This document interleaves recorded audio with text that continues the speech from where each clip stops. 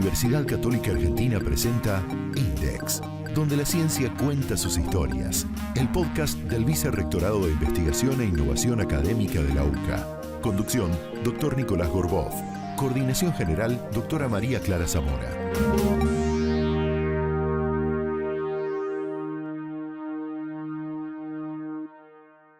El doctor Diego Villar, investigador del CONICET en el Instituto de Investigaciones de la Facultad de Ciencias Sociales de la UCA, obtuvo recientemente una beca de la Unión Europea para continuar sus investigaciones en el área de las ciencias antropológicas en una universidad italiana. Hoy es nuestro invitado en Index. Hola Diego, bienvenido, ¿cómo estás? Es un gusto saludarte. Hola, buenas tardes, gracias por la invitación. Es un gusto también para mí estar con ustedes.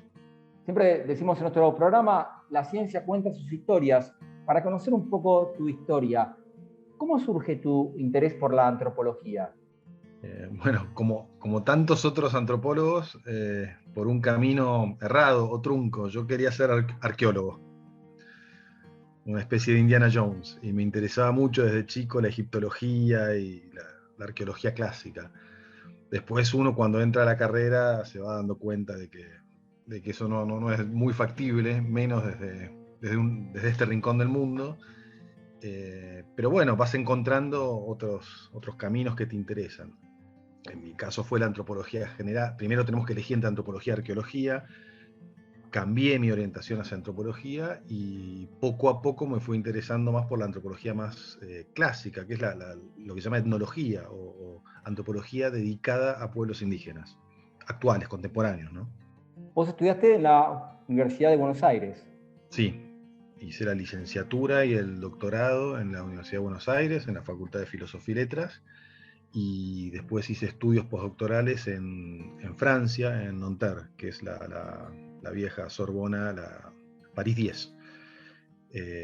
Hoy, digamos, el sistema académico te inclina o propicia que uno haga estudios postdoctorales. O sea, es casi como que el doctorado es algo que uno tiene que tener por default. Y la idea es que uno siga formándose afuera, y sobre todo los jóvenes investigadores.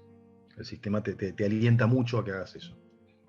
A propósito de los jóvenes investigadores, ¿cómo surge tu interés por la investigación? Bueno, interesándome por la antropología, de a poco uno se va dando cuenta hacia dónde va su vocación. En mi caso no era la docencia, por ejemplo, a pesar de que doy algunas clases y no es lo que más me interesaba o no es lo que percibía como algo más creativo, que era lo que me interesaba a mí, y por tanto fui un poco dejando de lado la vertiente que va hacia la docencia y me interesó más la investigación, que es a donde uno puede plantear un proyecto más personal, más creativo, más propio. Sin embargo, después terminás volviendo a la docencia porque la carrera en uno u otro momento te va llevando a volver, y porque después, en la medida en que uno va desarrollándola, comenzás también a dirigir a otros o orientar a otros jóvenes investigadores, becarios, que comienzan y uno los ayuda, y ya en el papel de docente, de orientador. Eso sí a mí personalmente me interesa más que la docencia. Pero bueno, hay gente que tiene una gran vocación docente, no es mi caso. Y allí entonces, cuando decidís dedicarte a la investigación, el CONICET surge como un lugar privilegiado para eso, ¿no? Claro, aquí creo que es el lugar ideal o más propicio básicamente para ganarte la vida haciendo investigación, que es lo que a uno le gusta. Y si bien hay otros ámbitos, las universidades, hay institutos, hay laboratorios públicos y privados, el CONICET es un ámbito bastante fecundo y propicio y hasta generoso para poder investigar. Así que es un destino casi inexorable para todo aquel que, aunque sea probar a ingresar, para todo aquel a quien le interese la investigación. Sí. institucionalmente es un ámbito propicio. ¿Y con qué tema ingresaste al CONICET? Comencé planteando un proyecto sobre los chané, que son un grupo arawak guaranizado, de habla guaraní, del noroeste argentino, viven en las provincias de Salta, del norte, y me interesaba particularmente el aspecto religioso, cosmológico, ¿no? En particular las relaciones entre, digamos, lo que podríamos llamar su religiosidad tradicional y las nuevas, la adopción del cristianismo. Los diferentes juegos de influencias que van conformando lo que es la religiosidad contemporánea. Porque hay gente que, digamos, puede ir a misa con el cura del pueblo, 2 minutos después se está curando con el chamán tradicional, 3 minutos después está en el culto evangelista y al día siguiente va al monte y para obtener madera, por ejemplo, para hacer sus máscaras, porque ellos hacen unas máscaras de palo borracho que se venden en todos lados, y para obtener esa madera, por ejemplo, se dirigen en guaraní al dueño del monte, le dejan un poquito de coca o de alcohol o un cigarrillo, y bueno, le están, que es lo que me pasó a mí, enfrente tuyo, le están hablando a un árbol en guaraní, y todo eso una semana después de ir a, no sé, de comulgar con el cura del pueblo en la misa. Entonces, hay una cosa sincrética, fluida, que a mí me interesaba particularmente y que aleja quizá de nuestra noción más urbana de religión, que suele ser más ortodoxa, ¿no? Nosotros pensamos, o uno es o ateo, o católico, o judío, o no sé, islámico, y eso en realidad es una obsesión occidental, te diría. O sea, porque hay gente que puede hacer todas esas cosas al mismo tiempo. Eso es lo que a mí me interesaba en mi tesis doctoral, y con ese proyecto comencé a investigar en CONICET. ¿Y cómo es la cuestión de los trabajos de campo, ir al lugar? Sí. ¿Cómo hacías? ¿Cómo te subvencionabas? ¿Cómo era la experiencia? Aquí es mucho más... aquí en Argentina, porque después lo que me pasó también es que comencé a trabajar en otro grupo y cambié ese proyecto inicial porque quería hacer algo comparativo con Amazonía, comparar el Chaco argentino con la Amazonía boliviana en mi caso, y con otro grupo con el cual comencé a trabajar, que son los Chacobos del norte de Bolivia. Justamente la idea era para comparar los dos casos y también desnaturalizarlos, porque uno después de un tiempo comienza a ver todo con anteojos chané, y empieza a ver el mundo con los ojos de los chané. Y sin embargo las realidades son muy distintas, y por lo tanto la experiencia en el campo es muy distinta en ambos casos. Por ejemplo, los chané es un grupo, como te decía, del norte argentino, ya muy integrado en la economía y la política local, que tiene poca tierra, y después pasé a trabajar en Bolivia con un grupo que son 1000 personas con 500.000 hectáreas de tierra, tituladas legalmente propiedad del grupo. Entonces las realidades son otras, y las formas de inserción en la economía regional y en la política local son otras. Y bueno, las dinámicas, por lo tanto, tecnológicas, sociales, políticas, culturales, identitarias, son muy distintas. En mi caso, trabajar con los chané en el norte argentino era en un sentido más fácil porque estás cerca de los pueblos, digamos, cualquier cosa que necesites vas caminando hasta el próximo pueblo, y a la vez eso mismo, paradójicamente, era más difícil porque uno... no cortas nunca. Entonces, bueno, también tenés los requisitos te llama tu familia, los requisitos del trabajo, estás relativamente disponible por si hay que hacer algo en Buenos Aires. Uno no termina de cortar la relación con la vida ordinaria. En cambio, en el caso de Bolivia, que es un lugar mucho más aislado, en medio de la selva, a 150 kilómetros de la ciudad más cercana, también, por un lado es más difícil, porque es un lugar sin luz, sin agua, donde estás relativamente aislado, estás como a 30 y pico de kilómetros de la carretera más próxima, Y por otro lado, yo lo siento más fácil porque uno se mete en ese mundo de inmediato, empieza a vivir de 7 de la mañana a 7 de la noche y cortás lazos inmediatamente con el mundo, te diría. Entonces, esa especie de aislamiento, entre comillas, ayuda para el trabajo. Y te ayuda a lograr una especie de inmersión más profunda y más rápida, más eficiente en la vida de grupo, que es al fin y al cabo lo que uno aspira a llevar a cabo. Como investigador, ¿qué disfrutás más? ¿Estar en el trabajo de campo o después cuando tenés que procesar eso, ya más en un trabajo solitario de análisis? La respuesta políticamente correcta sería que disfruto más el campo, pero no. Son partes del campo. Me encanta, sí, jugar al fútbol con los chacos. Hay momentos que te gusta, pero también hay 10 horas de esperar que pase algo tirado en una hamaca leyendo, y eso quizá no aparece en los libros, o uno no lo ve después en los resultados procesados. O que te enfermes, es una zona de paludismo endémico, hay cosas que no son tan agradables, y cosas que sí. Pero bueno, yo en particular disfruto cuando puedo dedicarme a escribir los datos, cuando ya están procesados, cuando ya tengo todo procesado y puedo dedicarme a escribir lo que yo quiero decir sobre esa gente. ¿Y cómo llegaste a la UCA? En realidad yo formo parte de un grupo de otros antropólogos que siempre tratamos desde la UBA, todos del CONICET y provenientes de la UBA, casi todos, que tratamos de conformar éramos compañeros de la carrera y tratamos de conformar un grupo relativamente autónomo, independiente, y que no dependiera tanto de las afiliaciones y los linajes académicos y de viejos profesores, como para poder trabajar en lo que nos interesaba sin ganar lealtades y enemistades que venían de generaciones y generaciones anteriores, y poder hacer nuestro trabajo de forma, como te decía, autónoma.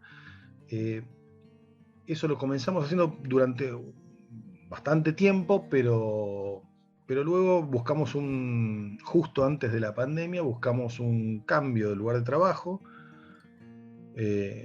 Estábamos en la búsqueda y justo encontramos estas noticias institucionales que pedían investigadores para radicarse en el Instituto de la UCA.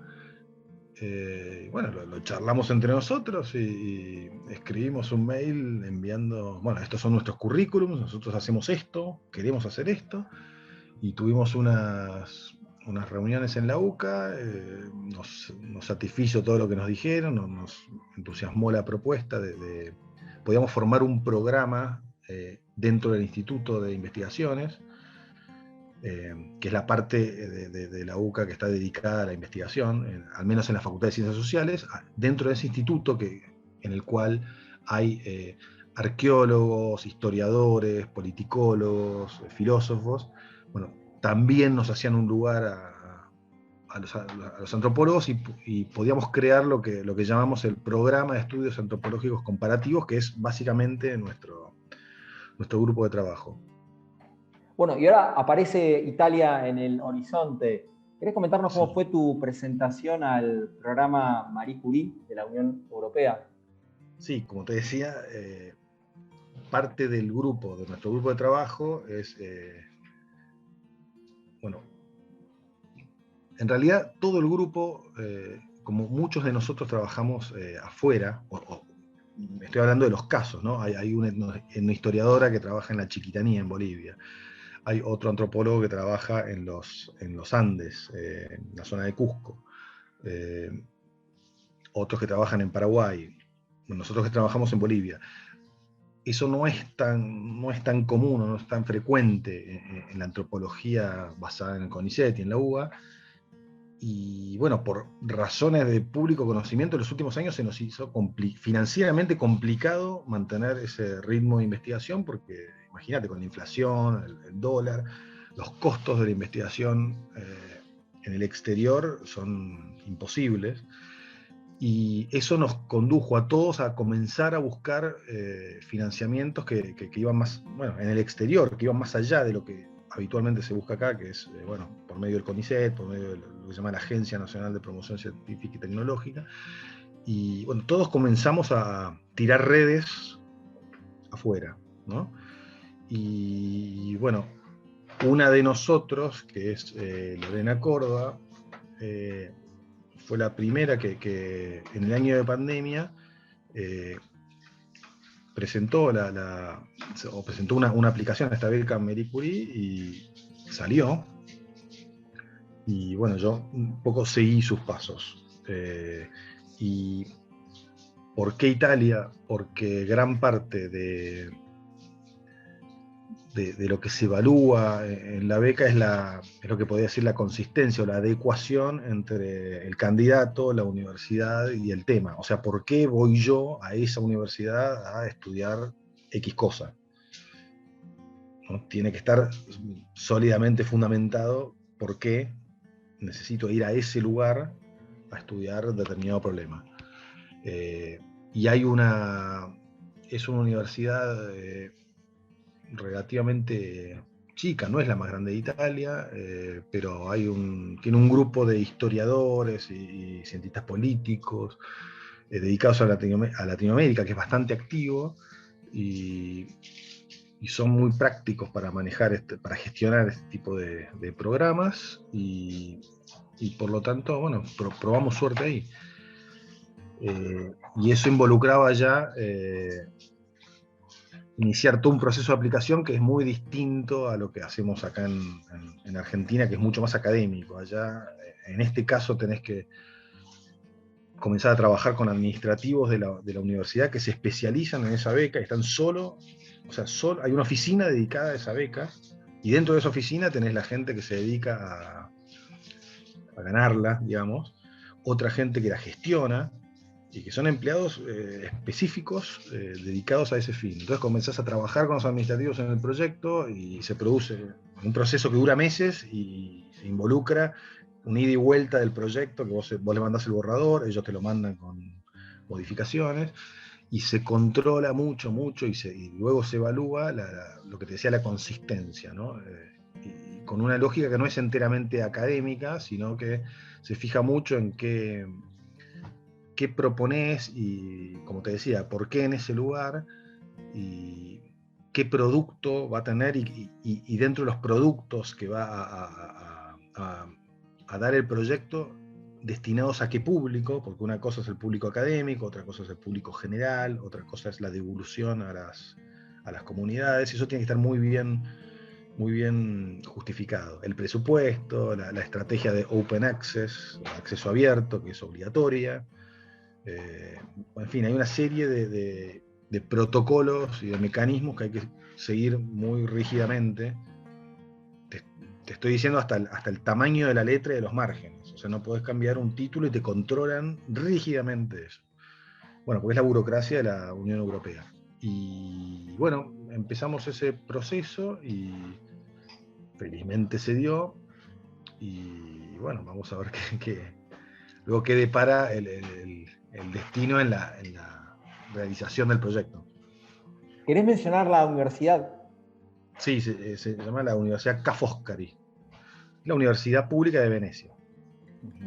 Y a propósito del tema... Y dentro de eso el Departamento de Humanidades, ¿no? Los italianos agrupan las disciplinas de una forma ligeramente distinta, pero casi siempre historia está con letras, arqueología y antropología. Entonces se llama Departamento de Humanidades. Y el tema tiene que ver con la expansión de las motos en la Amazonía boliviana. Sí, porque, bueno, era un tema que, un poco, volviendo a tu pregunta del campo, un tema que impuso el campo, porque es notorio que en los últimos años, desde que yo empecé a ir en el año 99, y a lo sumo había alguna bicicleta, pero con el correr de los años, hoy vas y están todas las aldeas, los pueblos indígenas.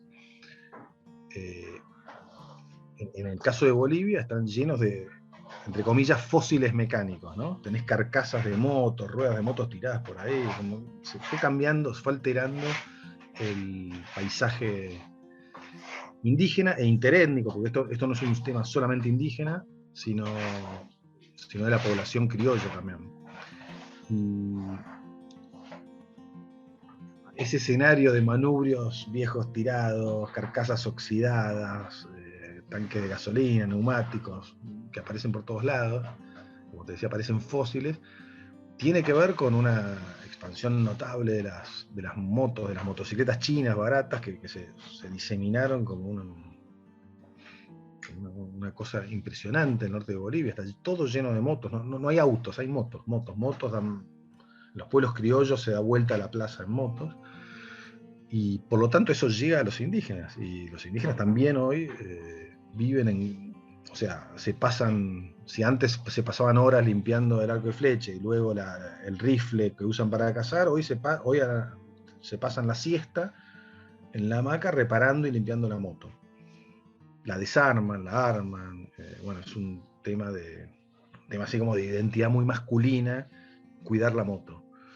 Y eso, digamos, me lo impuso la realidad. Es como que poco a poco yo iba a estudiar otra cosa, pero que la fui estudiando, pero era inevitable preguntarse por qué está pasando con esta gente y las motos. Y lo raro es que no hay estudios al respecto en Sudamérica, no hay. Si bien hay mucho trabajo sobre lo que sería la colonización mecánica de la vida indígena desde el siglo XIX y XX, con las industrias extractivas, con el caucho, la minería, los ingenios. Hay algunos estudios sobre el impacto de los trenes, los camiones, los barcos de vapor. Yo también trabajé sobre eso, sobre cómo impactaron los barcos de vapor a principios de siglo sobre la vida regional. No hay nadie que haya estudiado las motos, y los pocos estudios que hay son del sudeste asiático. Y me llama mucho la atención, porque es algo digamos, que se pasa en la vida haciendo. Y ves escenas raras, ves una moto y se suben 7 encima, van con las gallinas, el rifle, las bananas, todo el equipaje, los hijos, todos en una moto y se mueven así. Y eso obviamente tiene un efecto sobre la vida social y regional. Entonces se me ocurría plantear un proyecto de investigar el impacto general de la motorización mecánica, y particularmente de las motos, en la vida indígena. Y bueno, eso tiene varios aspectos o varias aristas. Uno es, lo que quería hacer es como hacer una etnografía de la moto, ¿no? Estudiar la vida social de la moto, desde que se compra hasta que termina como decía, como fósil, como pedazos de chatarra tirados por ahí.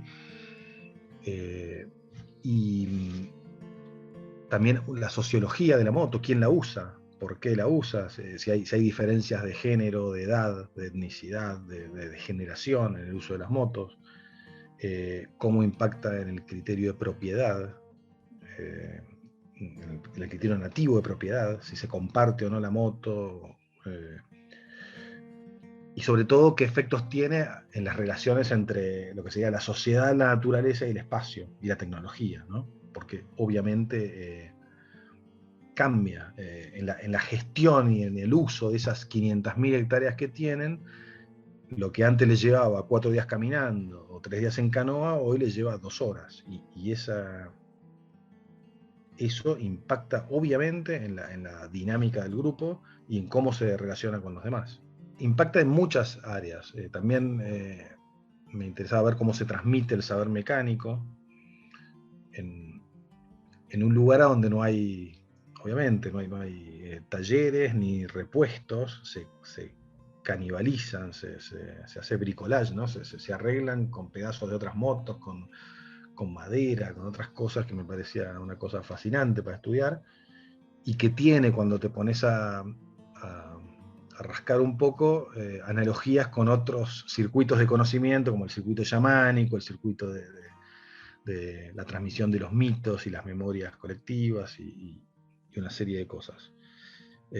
Y por último, también otra cosa importante es que es que comenzaron a haber un montón de muertes y accidentes por el uso de las motos. Y eso también, obviamente, impacta en la vida de las comunidades. Y hay que, bueno, eso digo yo, que es necesario, que es importante, que es interesante comenzar a estudiarlo. Se me ocurre también que la moto les permite ir más allá de esas 500.000 hectáreas, ¿no? Decir, bueno, a ver qué más Exacto, allá. claro. Exacto, por eso claro, decía, provoca una transformación de las relaciones entre el grupo, los otros grupos, la posibilidad de moverse a las ciudades, pero también entre jóvenes y viejos, entre hombres y mujeres. En principio, como te decía, aunque la moto es una cosa muy masculina, en los últimos años las mujeres también comienzan a usarlas, entonces se produce una especie de emancipación de género y comienzan las mujeres bueno, no sé, se pelean con el esposo, agarran a los hijos, se mandan a mudar en la moto, cosa que antes era mucho más difícil. Y a la vez impactan las relaciones de todo el grupo, con no sé, antes estaban bajo tutela misionera evangélica en un momento, o de la mediación de ONGs. Entonces la moto es, por un lado, tiene esa cosa paradójica de que por un lado es un instrumento de integración, pero también de dependencia de la economía capitalista, del mercado, bueno, de la sociedad mayor, pero a la vez les permite, ya no dependen del misionero o de la camioneta de la ONG si se enferman y tienen que ir a la ciudad, sino que lo pueden hacer ellos. Entonces, por otro lado, es un mecanismo, un instrumento de emancipación, ¿no? De autonomía. Y como te decía, gestionan de otra forma el espacio. Antes el que nacía en una comunidad era muy difícil que fuera a otra, o si lo hacía se trasladaba por 4 meses una vez en su vida y nunca más, y ahora es algo que está al alcance bueno, de comprar 5 litros de gasoil y se van. Entonces impacta también en cómo se concibe el territorio, cómo se manejan las tierras, en un lugar, te repito, en el que poca gente tiene bastante tierra, y al contrario de otros sitios, el problema de ellos es gestionar y defender esa tierra ante gente que quiere entrar a cazar, a pescar, a cortar madera, lo que sea, en su tierra, ¿no? Hay que ocuparla y defenderla, y la moto ayuda, por lo tanto, en esos reclamos por la tierra, por la identidad étnica, y bueno, ayuda a vehiculizar o a canalizar diferentes identidades y propuestas sociales. Yendo nuevamente al comienzo, Sí. ¿vos considerás o tenés alguna pregunta o cuestión que te haya acompañado a lo largo de tu carrera como antropólogo? ¿Alguna idea o concepto que te cuestione en tu desarrollo como investigador? Quizá el hilo conductor, o una pregunta, pero esto es personal. Yo soy de familia católica, fui criado católico, fue un colegio católico. Quizás siempre me intrigó el tema de la creencia, ¿no? Y sobre todo cuando es una creencia ajena, aparentemente desde nuestro punto de vista totalmente ilógica, arbitraria, inconsistente. Entonces, eso de alguna manera me permitía repensar lo mío, ¿no? Que es desnaturalizarlo, pensar sobre eso y tratar de entenderlo en una perspectiva un poco más amplia. Me ayudaba ni siquiera sé si responderme cosas, pero a plantearme preguntas sobre mi propia formación. Eso quizás fue lo más llamativo. Después lo que uno va tratando de hacer es justamente a